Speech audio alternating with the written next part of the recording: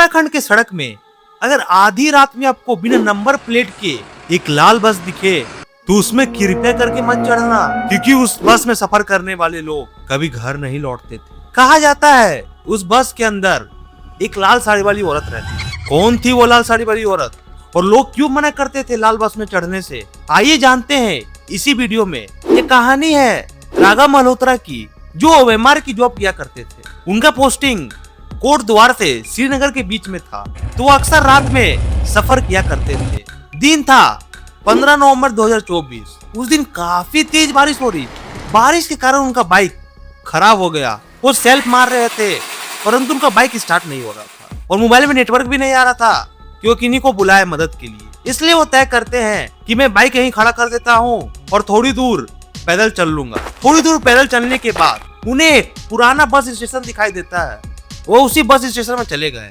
वहाँ पे छत की छजें टूटी हुई थी और अगल बगल पूरा काई जमा हुआ था। राघव को बस स्टेशन के कोने में एक बूढ़ा आदमी कंबल ओढ़े हुए बैठा दिखाई दिया। तो राघव उनसे जाके पूछा, अंकल यहाँ पे कोई बस आएगी, मुझे जाना था। तो वो बूढ़ा आदमी राघव की ओर देखा। उसकी आंखें काफी डरी हुई लग रही थी, जैसे वो अंदर से डर रहा हो। तो वो बूढ़ा आदमी राघव से पूछा, अभी टाइम कितना हो रहा है?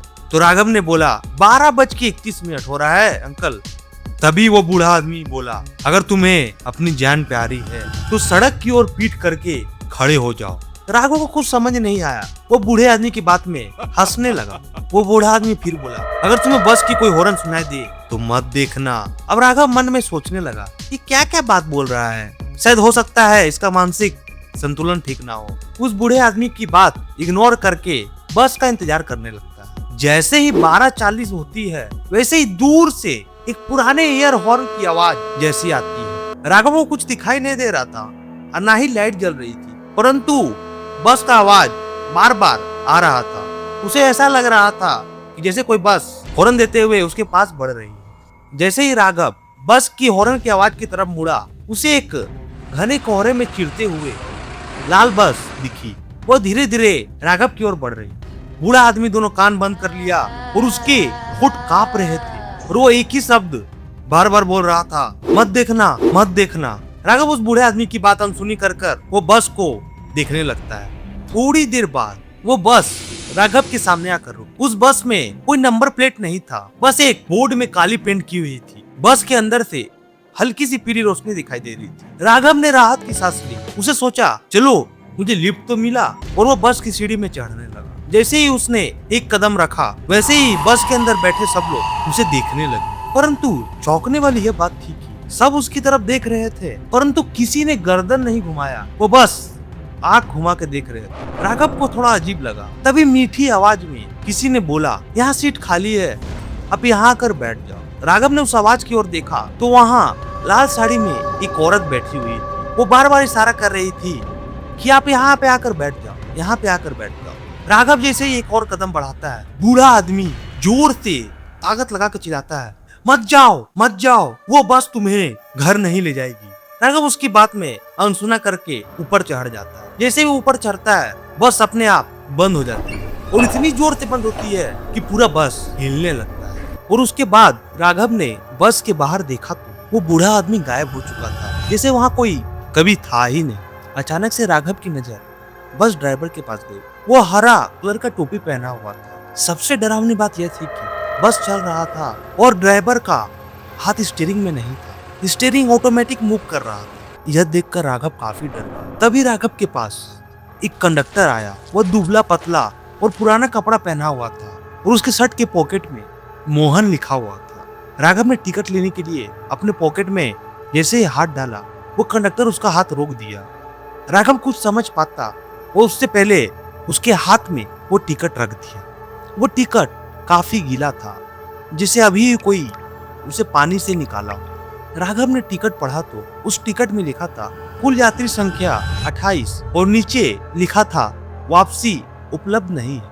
राघव डर के मारे कांपने लगा। बस पूरी तरह से भरी हुई थी। सभी सीट में कोई ना कोई व्यक्ति बैठा हुआ। वो लोग एक दूसरे से ना बात कर रहे थे, ना कोई किसी और की तरफ देख रहा था, परंतु उसमें बैठे सभी लोग असामान्य लग रहे थे। किसी के चेहरे जले हुए तो किसी की आंख की जगह काला गड्ढा था और एक व्यक्ति की पूरी गर्दन मुड़ी हुई थी। राघव के पास कुछ ऑप्शन नहीं था, बस लास्ट में एक ही सीट खाली था, वो साड़ी वाली औरत के बगल में। राघव ने सोचा मैं कहीं और बैठ जाऊं, तो जैसे ही किसी यात्री के पास जाता वो अपना गर्दन इसे मार लेते। तो लास्ट में मजबूरी में राघव उसी साड़ी वाली औरत के पास जाकर बैठ गया। वो लाल साड़ी वाली औरत चुपचाप बैठी हुई और उसका घूंघट पूरा सर से लेकर घुटने तक था और वो कांच की चूड़ियां पहनी हुई। तभी एक एक करके सभी चूड़ियां टूटने लगी, टक टक टक। जैसे ही एक एक करके चूड़ियां टूटती वैसे ही बैठे यात्री के चेहरे में दरार पड़ने लगी। तभी राघव डरते हुए पूछा, आप कौन हो? तो वो औरत धीमी आवाज में बोली, मैं आखिरी यात्री नहीं हूँ, मैं आखिरी मंजिल हूँ। तब राघव पूरे डर कर कांपने लगा और उसके बाद अचानक से बस की लाइट बंद हो गई और पूरा बस अंदर से अंधेरा हो गया और राघव को ऐसा लग रहा था कि सब यात्री उसकी ओर देख रहे हो। फिर थोड़ी देर बाद लाइट आ गई। तभी राघव बस की खिड़की के बाहर देखा तो वह रास्ता चेंज हो चुका था और बड़े बड़े पेड़ दिखाई दे रहे थे। और राघव ने मोबाइल निकाला तो उसमें टाइम 12:40 ही हो रही थी और कोई नेटवर्क नहीं। मतलब राघव बस में चढ़ने के बाद समय वहीं रुक गया और वो आगे नहीं बढ़ा। अचानक राघव की नजर बस के कांच में गई। पहले तो वहाँ कुछ नहीं लिखा था, अचानक से उसे खून के कलर में अक्षर दिखाई देने लगे। उसमें लिखा था अगला पड़ाव कालवन। तभी राघव घबराकर कंडक्टर से पूछा, ये कौन सी जगह है? तो कंडक्टर ने राघव की आंख में देखकर बोला, यह ऐसी जगह है जहाँ से कोई व्यक्ति अपना नाम याद रखकर नहीं जाता।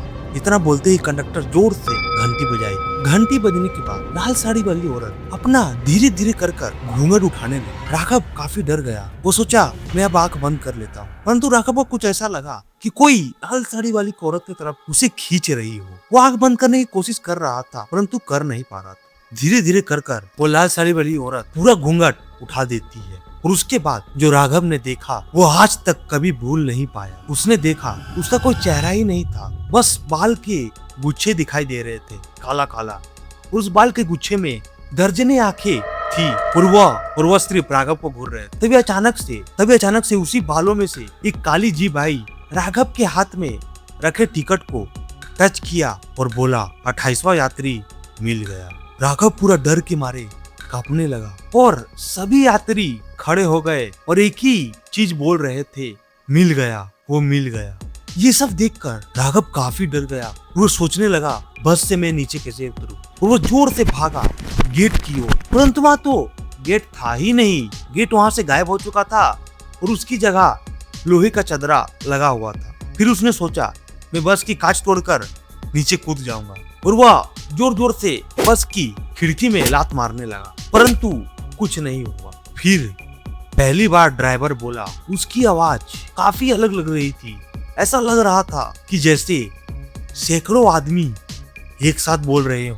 उसने बोला, रुक जाओ, अभी तुम्हारी मंजिल नहीं आई है। फिर राघव जोर से चिल्लाया और बोला, अगर तुम सब क्या चाहते हो? उसके बाद बस में पूरा सन्नाटा छा गया। थोड़ी देर तक कोई कुछ नहीं बोला और उसके बाद वो लाल साड़ी वाली औरत हंसने लगी। उसकी हंसी नॉर्मल नहीं लग रही, ऐसा लग रहा था जैसे सैकड़ों औरतें की हंसी एक साथ हंस रही हो। और उसने कहा, हर अमावस्या की रात मैं एक यात्री खोजती हूँ अपना शिकार के लिए, क्योंकि अगर मुझे शिकार ना मिले तो मैं इन सब यात्री को आजाद नहीं कर पाऊँ। इतना कहते ही सभी यात्री के चेहरे पिघलने लगे और वो जमीन में गिरने लगे और उन सब का चेहरा उसी लाल साड़ी वाली डायन की तरह दिखने लगा। तभी राघव पागलों की तरह चीखने लगा और उसके बाद कंडक्टर बोला, कालवन आ गया और बस वहीं रुक गई। फिर बस का दरवाजा अपने आप खुला। राघव नीचे उतर गया और उसने देखा कि अगल बगल रास्ता नहीं, पूरा घना जंगल है और उसी जंगल में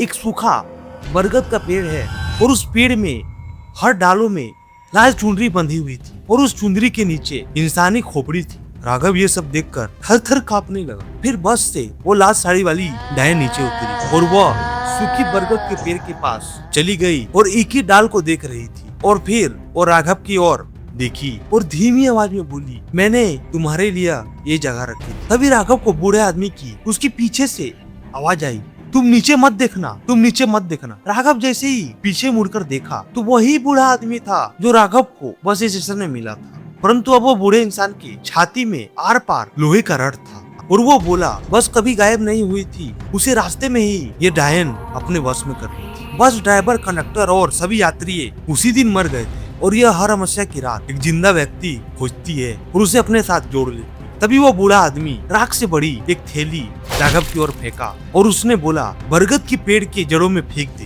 राघव दौड़कर उस पेड़ की तरफ भागा, परंतु डायन दौड़ नहीं रही थी, वो धीरे धीरे कदम बढ़ा रही थी, परंतु उसकी कदम इतनी तेज थी कि राघव के पास बार बार पहुंच जा रही। परंतु राघव जैसे तैसे करके उस राख से भरी थैली उस बरगद के पेड़ की जड़ में फेंक दिया। उसके बाद वो पूरा पैर में आग लगने लगा और डायन की इतनी जोर से चीख निकली कि उसकी चीख से पूरा जंगल गूंज उठा। सभी यात्री धुएं में बदलने लगे और ऊपर उड़ गए। फिर ड्राइवर की टोपी जमीन में गिर गई। पहली बार राघव ने उस ड्राइवर का चेहरा देखा। उसका कोई चेहरा नहीं था, बस सफेद खोपड़ी थी। फिर राघव भागता रहा। भागते भागते वो उसी बस स्टेशन में पहुंच जाता है जहां वो पहले आया था। अब उसने फोन निकाला तो देखा उसके फोन में नेटवर्क शो कर रहे थे। तो उसने अपने छोटे भाई को कॉल किया और उसे बुलाया और उसके साथ घर चला गया। उसके बाद सब कुछ नॉर्मल हो गया और उसके बाद राघव अपने ऑफिस में जाता है और वहां से ट्रांसफर करा के अपने घर दिल्ली चला जाता है। और उसके बाद कभी भी राघव उस रास्ते में नहीं गया और उसे उस रात की बात आज भी याद आती है तो उसके पैर और शरीर थर थर कांपने लगते हैं। अब ये कहानी यही समाप्त होती है। अगर आपको रात में कोई लाल बस दिखाई दे तो क्या आप उस पे चढ़ेंगे? आप कमेंट में जरूर बताएं। अगर आपको ये वीडियो अच्छा लगे तो हमारे वीडियो को लाइक करें और चैनल को सब्सक्राइब करना ना भूलें। मिलते हैं ऐसे ही अलग हॉरर स्टोरी के साथ, तब तक के लिए बाय।